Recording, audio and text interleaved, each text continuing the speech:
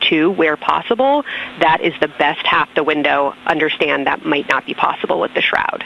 Any other imaging questions from you?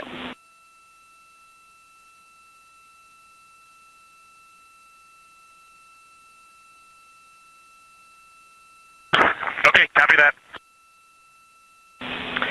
Okay, last couple reminders. Don't forget the ability to take the WAV files to tag imagery that you are wanting to follow up on using the FN3 button on your camera. And then a couple quick notes on your LTP. We have refined your precise flyby timing since generating the LTP. Optimus has the correct timing for the LOS and AOS, but the LTP identifiers for LOS and AOS are roughly 2 minutes later than they will be in reality. Final LTP timing update eclipse, so only for that last hour today. Of course, remember if the sun is in view to use your eclipse glasses. And reminder that we will have a few activities for you prior to the eclipse to reconfigure all 3 cameras for corona and deep sky observations. These activities. No, we have no questions on that. Last couple eclipse reminders, the sunset period and the first roughly 23 minutes of the eclipse will fall during that forward link LOS, but we'll still have a return link, and we're still looking forward to your science sit reps and observations during that time.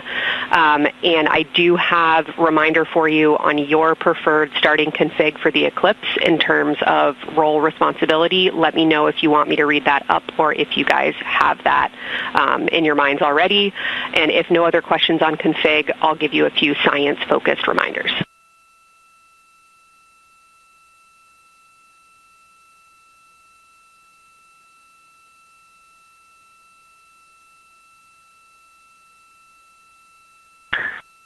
Give us a quick high level, but we see it in Optimus, and I think we got it squared away. But give us your quick Kelsey high level. Victory. And that continues today, by the way. Per the president's direction, today will be the large play around. You can ask Soleimani, you can ask Maduro, you can ask Khomeini. To those heroes who planned and executed these rescues, your nation stands in awe.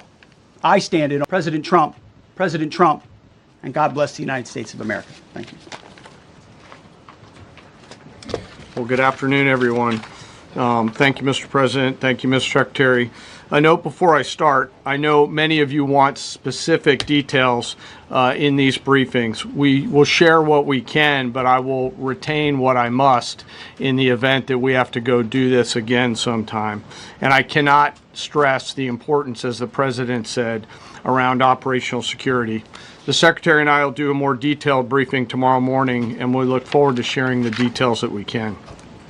On Thursday, 2 April at 10:10 p.m. Eastern Time, 4:40 in the morning, local Iran time, the Joint Personnel Recovery Center, which handles the Central Command area of responsibility, declared an isolated personnel recovery event for a U.S. Air Force F-15E Strike Eagle, call sign Dude 44, which was down in hostile Iranian territory.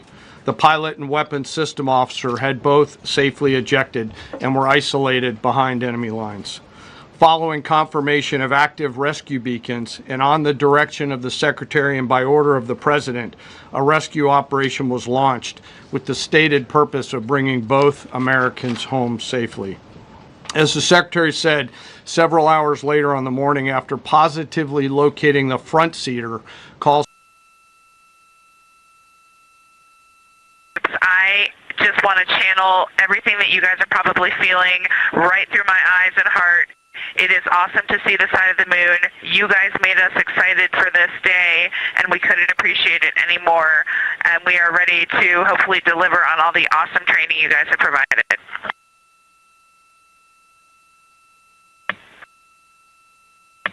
I would just add, Kelsey, it is blowing my mind what you can see with off the C-130s and pressed onward and forward up into the objective area.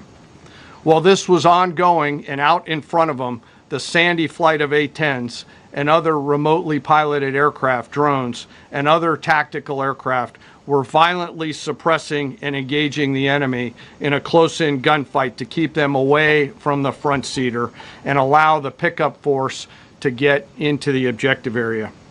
During this engagement, one of the Sandy aircraft, the one primarily responsible for communicating with the downed pilot, Really buzzing. Looking forward to today. Was hit by enemy fire. Landable. This was one of our A-10 Sandy aircraft. The pilot then made the decision to eject over friendly territory and was quickly and safely recovered and is doing fine. After picking up Dude 4 Green Fight was engaged by every single person in Iran who had a small arms weapon.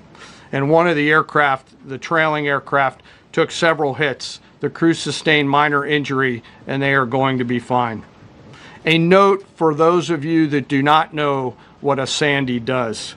Named after the flight call sign that did this very mission in Vietnam, flying A-1 Sky Raiders and A-7 Corsairs. A Sandy has one mission: get to the survivor, bring the rescue force forward, and put themselves between that survivor on the ground and the enemy. They are committed to this. This is what they live for, and this is what they've trained for over many, many years. The A-10 force and the rescue force did a fantastic job rescuing Dude 4. He was recovered Friday afternoon.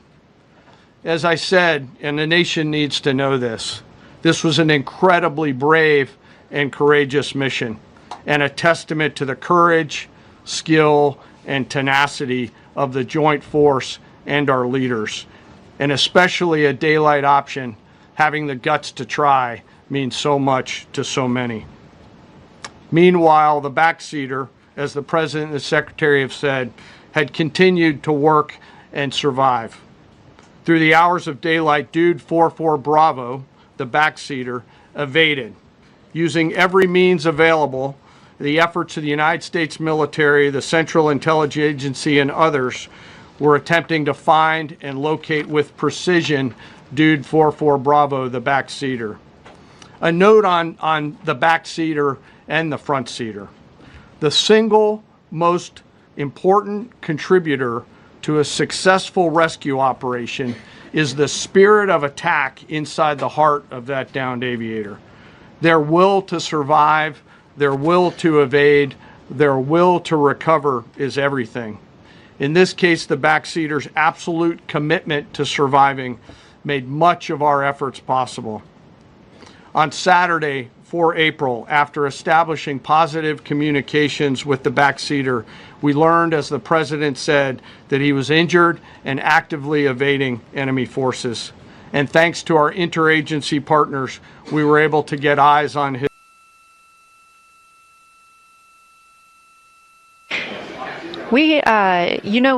You may also hear the Orion spacecraft referred to today as Integrity.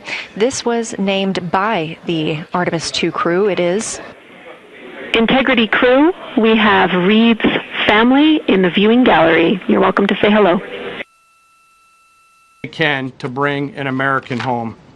This meant having a plan, being prepared to execute that plan, and more importantly, being prepared for multiple simultaneous contingencies. And because of this force's professionalism, grit, and determination, fight off two enemies at the same time. The enemy searching for 44 Bravo and contingencies, which anyone who has done these types of missions knows we run into every single time. The force fought off both of those enemies incredibly well. During the period of darkness on Saturday, and as the Secretary said, into Easter Sunday and into the daylight, the force fought its way in and rescued Dude 44 Bravo. They were protected overhead by an air armada, including tactical drones, strike aircraft, and others. The force fought through multiple simultaneous contingencies, something no other nation, no other military can do, and safely returned Dude 44 Bravo, the backseater, home, and all other Americans home as well. At midnight 12 local Eastern time, Easter Sunday, more than 50 hours after the start of this operation, the Joint Personnel Recovery Center declared Dude 44 Bravo, both the front and back seater, returned to friendly territory. The courage demonstrated by both the pilot and the weapons system officer while isolated and them invading the enemy cannot be overstated. Their grit and warfighting tenacity. Flyby, now less than 5 minutes from surpassing the record set by Apollo 13 astronauts for the farthest humans to travel from Earth. This will not be the farthest that Integrity travels today. They will continue until they reach approximately a distance of 252,760 miles. That would be about 4,105 miles farther than Apollo 13. However, these numbers are our targets, and we will get confirmation on those numbers as soon as we possibly can and share them with you all.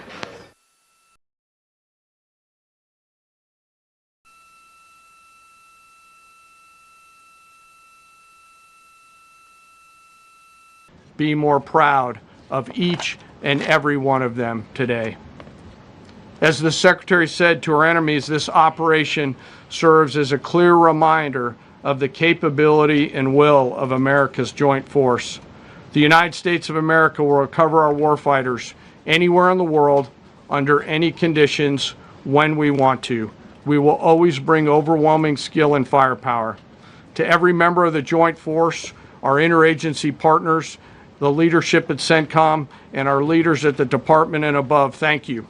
I'm proud of each and every one of you and thankful to our deployed forces and their families. And lastly, and most importantly, to Dude 44, welcome home. Job well done. Thank you.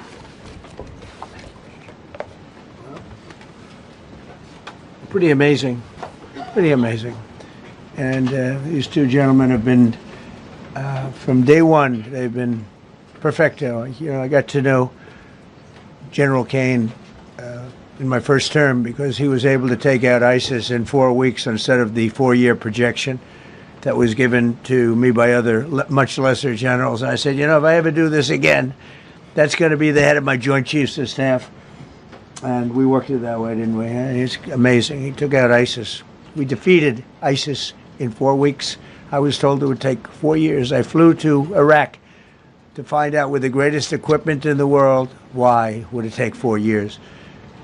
And he told me, sir, it won't. It'll take 4 weeks and you'll have time left over. And that's exactly what happened. So he's great. And Pete, all I can say is that he was treated very unfairly. And now those same people that treated him unfairly, that fought against him, they called me up saying, what a great choice he was. They said, well, what happened during his nomination? What happened to you? I'm telling you, people that were not for him, senators, friends of mine, sir, I don't think you're doing the right thing. Now they're calling me up. What a choice. Fantastic. And John Ratcliffe was incredible. It was actually their genius that called us from, he was 40 miles away. And he said, you know, we're seeing something moving up in the mountain. This is at night. And they kept the camera on him for 45 minutes. He wasn't moving. And they said, you know, probably wrong, but we're seeing something moving. This is a vast mountain. Vast. Thick. With bushes, trees. He said, we see something moving 40 miles away. It was the head of a human being. I'm telling you, it's moving. And then all of a sudden, 45 minutes later, he moved a lot. Stood up. And they said, we have him. And that was really the beginning of something incredible. We had an idea where he was, but not specifically. That's a big mountain. So I want to thank the CIA, too. I don't think they get enough credit for the great job they've done. Yes, please. Yes. Thank you very much, Mr. President, for this great opportunity. Country, it has super army. You make a difference, Mr. President. Thank you for your greatest leadership. Thank you. I have 2 quick questions, Mr. President. What was your reaction when you learned that Kurdistan region had resumed exporting oil to the international market with your support as United States of America? Well, I expected that. We've gotten along with the Kurds for a long time, so I expected that. Another question, what would be your reaction if the Iranian people rise up against their regime during a ceasefire, Mr. President? Well, they should do it, but again, the consequences are great. I mean, they were told if you protest, you will be shot immediately. You saw what happened to the young wrestler. He was a great champion, by the way. He was a great wrestler, one of the top in the world. And he and his two friends were hung. And all they did was say a little bit about liberty. They wanted liberty, and they were violently executed. But the number is up to probably 45,000 people. It's not a secret.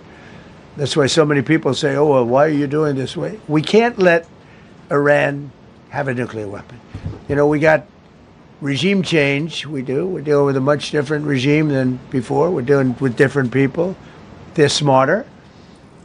I think they're sharper and far less radical. We have regime change, but we didn't do this for regime change. We did it for the fact, and my view was very simple. I saw somebody said, oh, he doesn't have a plan. I have the best plan of all, but I'm not going to tell you what my plan is. You know, they want me to say, here's my plan. We're going to attack at 9:47 in the morning, and then we're going to do this, and then we're going to... And if you don't do that, they say, I have a plan. Long-lived.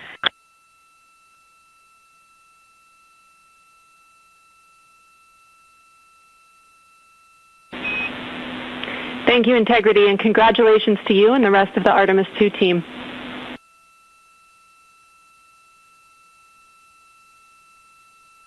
Thank you, Houston. We have a couple more